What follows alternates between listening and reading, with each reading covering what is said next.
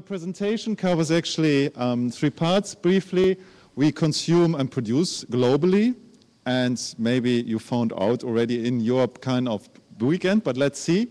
Then we can make actually still an action to change the picture if we want. And we need to invite different other stakeholders, certainly, and I will just take up today the case of business, how they could join the journey on production and consumption, basically. So maybe on the weekend you just started with the breakfast in the morning. And I don't know who discussed already the breakfast pattern at the weekend. Some just like a coffee and others like a full breakfast like we see here. And just be aware you're starting very global already in the morning. And imagine the choices you have at 9 o'clock, or let's say in the weekend, maybe 11 o'clock in the morning, on the banana, the droughts, the marmalades, the bread you had. It could be bio, it could be fair. And imagine yourself how much percentage you buy of this picture already in a fair or in a bio manner, in a more sustainable manner. It might be 10%, it might be 20%, it might be 100%. So you see already there you have different varieties of products, choices, and you can start at the early morning already with certain choices, or you can say, sorry, I don't eat breakfast, I just drink a coffee, and it has to be fair trade. And that's, of course, then the other choice you have. If you go around the globe, you will see breakfast patterns are different, consumption patterns are different, and we at the Wuppertal Institute or at the center as well, we are trying to just account this. And this, of course, are just rough figures, but just to give an understanding that production and consumption patterns are different. And an average German, as I am, I'm consuming 70 tons of raw material every year. So that's all the sugar, whatever, aluminum, plastics I need in order to promote and to kind of secure my consumption patterns. In Bhutan, it's very different. It's 0.5 tons. Again, I think later on, and also me, I could ask the question, who is more happy? The guys on the right side or left side? And if you ask, Michael, what are you consuming the 70 tons for?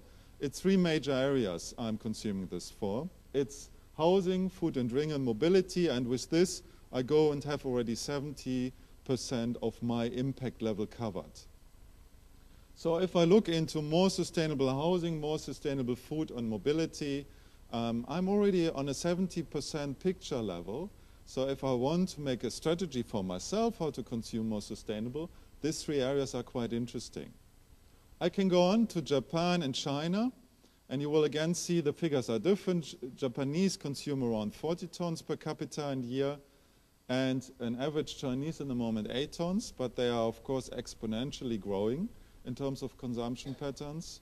That's what makes us also, and some companies even, a bit uneasy how the Chinese go on with mobility, housing, food, what will happen there, are they consuming like we do? And then of course we overshoot in terms of global resource consumption.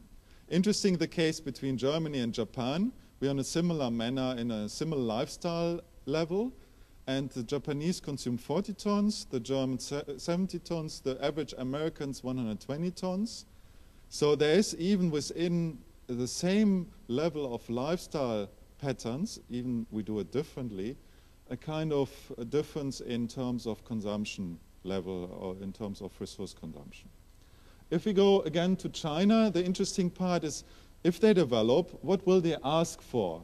And actually, if we go into this picture, with development, one area is growing rapidly, and that makes us again nervous in terms of renewable energy and land forests in comparison to actually food. If development patterns happen, and many countries are developing luckily, food is the first area they are asking for.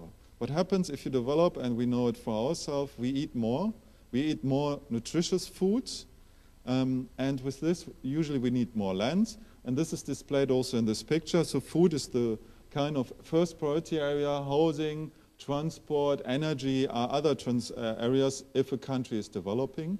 So again, also from a developing country perspective, we have the same strategy areas. Food, housing, mobility are very important.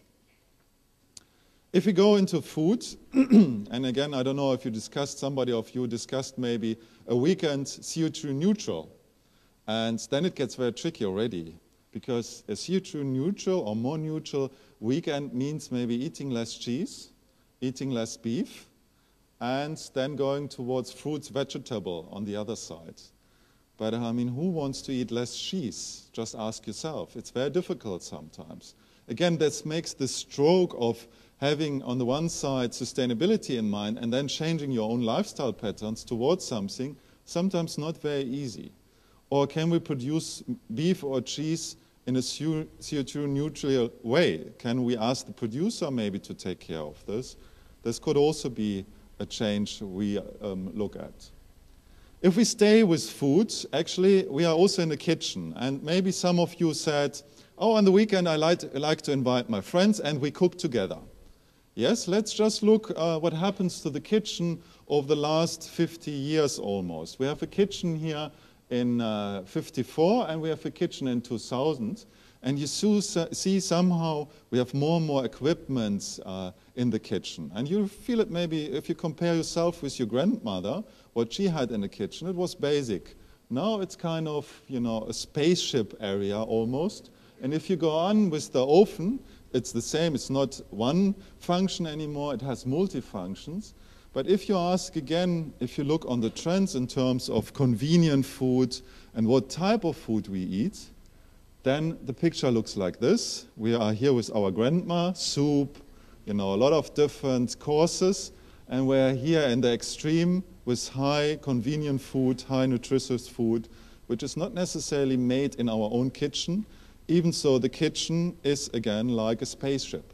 So again, you see in consumption patterns, there are different streams and extremes. On one side, food gets different, but the kitchen also gets different.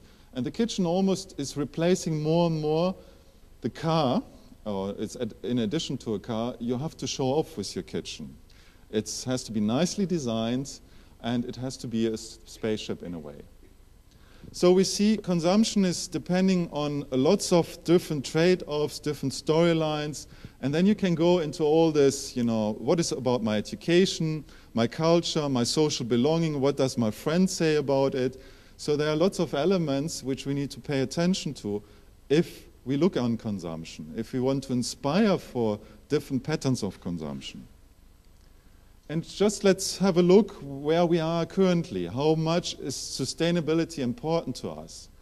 If you go into the supermarket on the weekend and you want to buy something, you know, for the breakfast, just pay attention what is your own rationale and how do you choose products. And if you do a study about it, if you go broader, you will see the biggest area is still price, the second one quality, and family. That's what we base our daily decision on. Sustainability, unfortunately, and this was a group of young people, is still on a very low level.